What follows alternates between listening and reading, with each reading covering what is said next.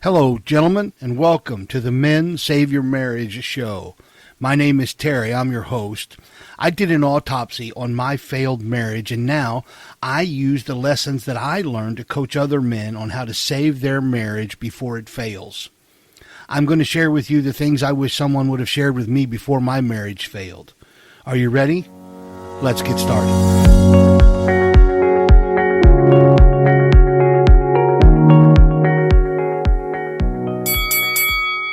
Hello, gentlemen, and welcome back. This is Terry, and I'm your host here at the Men Save Your Marriage podcast. This is episode number 36, and today we're dialing in on something very subtle but powerful. Again, episode 36, the Men Save Your Marriage podcast. You just heard the bell. That means we are in the fight. The fight, not each other. The fight you and I are fighting together to save your marriage.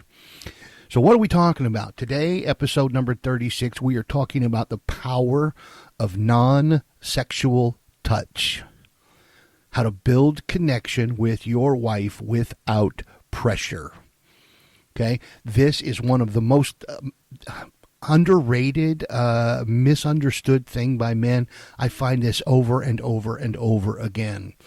So non-sexual touch and how powerful it is. So we're going to dial this in today, and I want you to walk away from this episode truly understanding just how powerful you can be and how powerful this is and can be in your marriage when you understand it and when you use it correctly. Non-sexual touch. See, a lot of men think if I touch her more, maybe she'll want me more. But if every kiss turned into a grab, every hug feels like a cue for sex, she starts pulling away. Not because she doesn't want connection, but because she doesn't feel safe inside of your relationship. So let's break this down. Why non-sexual touch and why is it essential? How to use it to rebuild emotional trust, and why mastering this will actually lead to a deeper, more passionate connection over time. So let's get into all this good stuff, all right? Point one, obviously, I'm going to come at you like I always do with 3 points. You can always find all of this stuff in the show notes. So if you read something or you hear something and you want to go back and read it, maybe you want to write it down, you want to kind of maybe journal it, remember it, whatever for your life, you can always find the information in the show notes. I always put an outline of the show. So as I build them out, I just write them out, and it's always there for you. So point one. Every touch doesn't have to lead somewhere. Now, I want you to ask yourself a hard question. Okay, get ready. Have I trained my wife to expect pressure every time I reach for her? Have you trained her to do that? Does she expect every time that she's touched by you that it's going to lead somewhere? If she flinches, freezes, or pulls away when you put your arm around her, that's not random. It's pattern recognition. She's learned that your touch is a prelude to something she might not be ready for. So here's the key. You need to touch her without trajectory. Hold her hand just to hold it. Sit close to her without an agenda. And let your touch say to her, I see you, instead of what it probably says now is, I want something. If she doesn't trust your touch, she won't trust your presence. You see, safe touch, non-sexual touch builds connection. A pressuring touch builds resentment. I want to say that one again. A safe touch, in this case, a non-sexual touch, builds connection. But a pressuring touch builds resentment. This isn't about denying desire. It's about rebuilding trust. And you're going to have to understand it. You've got to be very honest with yourself in this. If your touch has always, that question that I just asked you a moment ago, right? Have I trained her to expect pressure every time I reach for her? You need to be absolutely brutally honest with yourself right now. And I'll go ahead and say it. You're listening to this, so you're dealing with a struggling marriage, a failing marriage potentially. I promise you, every time you've touched her, there has been a season at least. Every time you touched her, it was wanting a physical connection. And she knows that. So you need to be honest with yourself. I know it, and I don't even know you personally. But I promise you that's how this devolves as a marriage struggles. So she already feels as if every time he touches me, He wants sex. So this is going to take some time, because the first time you touch her without any intention, the first time you offer her a safe touch to build a connection rather than a pressuring touch for sex or for intimacy, then she's not going to believe it. You're going to have to touch her. I guess what I'm trying to say is you're going to have to touch her safely many times before she starts to settle in and understand, oh, he wanted just to hold my hand. He wasn't doing that because he wants sex later. She's going to have some time to learn and to accept and adjust to the idea that he is now touching me in a way that is just because he wants to hold me or he wants to hold my hand. It's not because he wants sex later on. So you're going to have to be patient, because she's been patient with you for a long time. So this is how we begin. And every touch doesn't have to lead somewhere. Every touch should not lead somewhere. Let me say it more directly to you. If you're the hard-headed one in the back of the room, listen carefully. Every touch should not lead somewhere to intimacy or to sex. She has to feel safe, and she has to feel seen, and part of the way to do that is to touch her in a non-sexual way. And I cannot overemphasize the power in this and how you can use it to strengthen your marriage. All right, point 2. Her guard lowers when she feels safe to receive. Now think about this. How often does she get to just receive affection without it becoming a transaction? You're the only one that can answer that, but you need to answer that. Touch is a language. And when it's always saying, give me more, she stops listening to that language, doesn't she? But if your hand speaks patient, care, even safety, her body starts to believe again. So Terry, what does this look like? Well, let me give you some examples. 1, maybe you rub her shoulders for no reason. You kiss her forehead and you just walk away. You brush her hair out of her face and say nothing at all. Maybe you hold her hand as you walk through the grocery store. Or maybe you sit on the couch and just put your arm around her without pulling her in. It's just to be close to her. You touch her like she's valuable and not useful.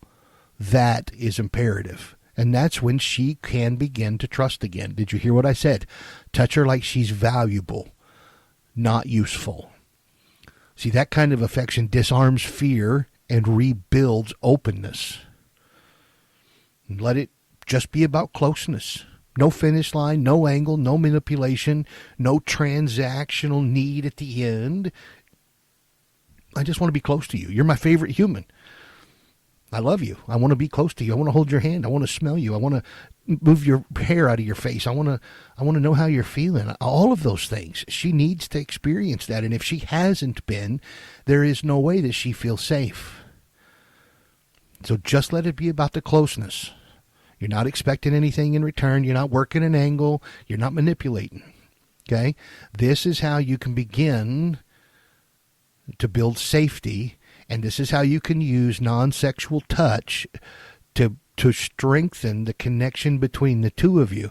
Ultimately, over time, that can lead to a more closeness and more sex between you and a better relationship. But she's got to feel this, and she's got to feel seen, and she's got to feel valuable before she can open up and get into that.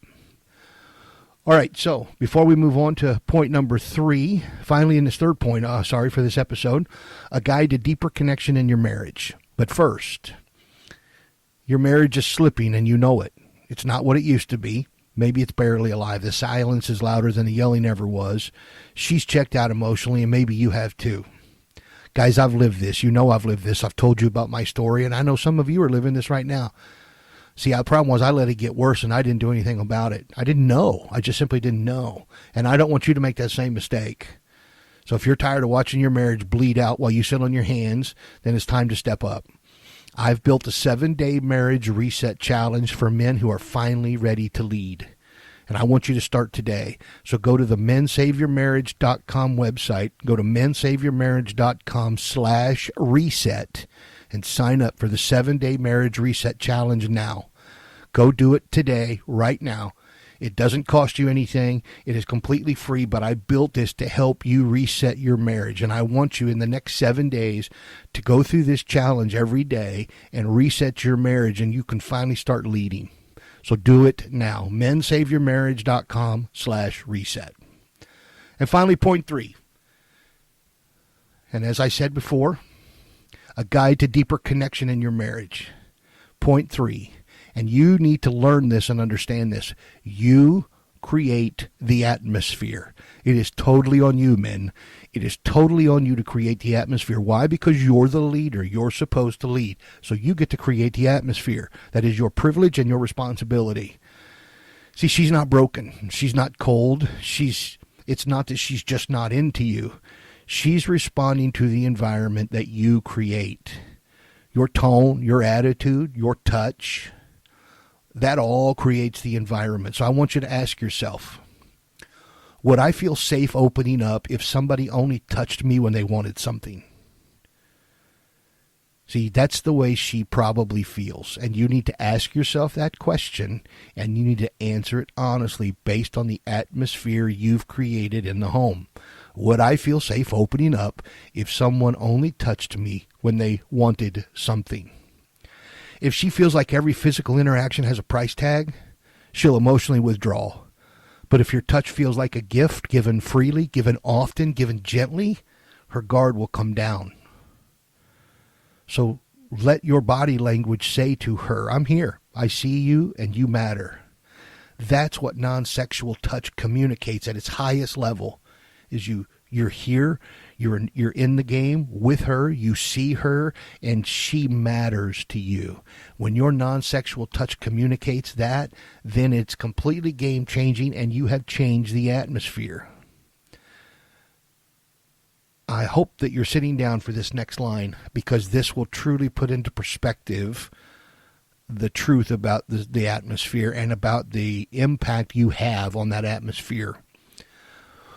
When you touch her, you're not just touching her body, you're ministering to her heart. And when she trusts your touch again, deeper connection can follow. You need to understand the power of those 2 lines. You're not just touching her body, you're ministering to her heart. And when she trusts your touch again, deeper connection can follow. That is huge. You create the atmosphere. It is totally on you. And you're going to have to create a safe, comfortable atmosphere that the 2 of you can exist in before you ever have a chance to deepen your connection physically. You need to minister to her heart, and you need to change the atmosphere. All right, I hope this has helped. I hope this is good information for you. This is a completely different take probably than you've ever heard on this, but I promise you, gentlemen, this is the answer. This is how you can begin to save your marriage. Now, you want her to create closeness again? You want her to crave closeness again? Then stop making every touch a negotiation for sex. Be the man who shows up with presence, patience, and peace. She's paying attention to how you handle her heart before she ever thinks about giving you her body. And you need to understand this. So if you want her to crave that closeness again, every touch cannot be and should not be a negotiation for sex. So be the guy that shows up with presence, patience, and peace. And let her see you handle her heart in the correct way. Then she might give you, or she will give you, her body. All right, if something in this episode hit home for you, here's what I want you to do next. First of all, obviously, I want you to subscribe to the show so you get every episode when it comes out. Then I want you to leave a review. It helps our mission grow. So go to Apple or go to iTunes, leave us a 5-star review. We greatly appreciate it, and that's what propels the algorithm to share our show with other men. And share this episode with a man maybe who's making the same mistakes you used to make. Don't be afraid. You know as well as I do this. Sit down for 5 minutes and think about it. There's some fellas in your life. You hear them. They grumble and they complain and they're, about their marriage this and their marriage that. Maybe they need to hear the same thing that you just heard. Don't keep it for yourself. And we're in this together. You and I step into the ring at the beginning of every episode to fight for your marriage. Don't be afraid to step into the ring with another man and fight for his. And as a final thought, a man who can touch without taking is a man she'll learn to trust again. So when you touch her and it's just to touch her and it's non-sexual, then she'll learn to trust again. And when trust comes back, so does everything else. Gentlemen, I hope this has helped. I hope this is information. Maybe you've never heard it shared with you in this way. So I hope maybe it opens your eyes to look at things slightly differently, and it gives you an opportunity to really put some thought into what your actions have been and what they need to be in the future if you want to change the trajectory of your marriage. So I want you to truly, and if you need to listen to this episode a couple of times, great, do it. Truly understand the power of non-sexual touch and how you can touch without taking from her, or how you can touch without it being transactional, and give her the opportunity to trust you again. And when that trust comes back, everything else will come back as well. That's it for today, guys. I hope this helps, and I hope you have a great day. I will see you back here for the next episode very soon. In the meantime, as always, have a great day.